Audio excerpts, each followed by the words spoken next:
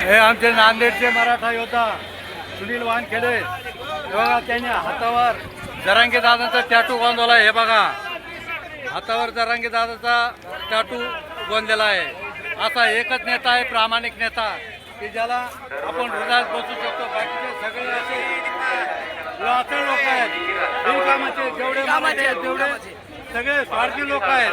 फक्त जरांगे पाटील एकच एवढा आहे, त्या सगळ्यांच्या मनामनात हृदयात बसलेला आहे. तो खरा मराठासाठी लढतोय.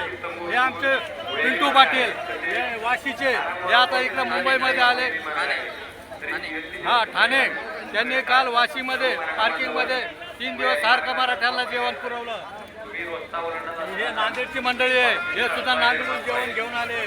यांनी जरी किती जरी इथला रसद बंद करण्याचा प्रयत्न केला मुख्यमंत्र्यांनी, तरी आता मराठी मागे हटणार नाहीये. गाव खेड्याहून अन्न यायला लागलंय, पाणी यायला लागलंय, फळावे यायला लागलंय. बाजूला हे नांदेडची गाडी आहे, त्यांनी बी डाळिंब वाटप केले. बाजूला केळी वाटप होत आहे. ते आमच्या वानखेडे साहेबांनी बाजरीच्या भाकरी आणलाय, त्यांना भूक लागली ते सुद्धा स्वतः खाऊ लागले. आमचे पिंटू पाटलांनी सुद्धा बाजरीची भाकर खाल्ली. ते 3 दिवसापासून ह्याच मराठा आरक्षणाच्या लोकांमध्ये कार्यरत आहे. त्यांनी नांदेड जिल्हा सामाजिक संस्था ठाणे यांच्या वतीने सुद्धा ते अन्नाचं वाटप करत आहेत. त्याबद्दल आज सुद्धा त्यांची गाडी वाशीला गेलेली आहे.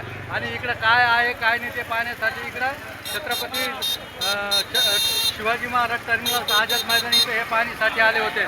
इकडचे हे अन्नाची व्यवस्था पाहून त्यांनाही खूप आनंद वाटला. धन्यवाद.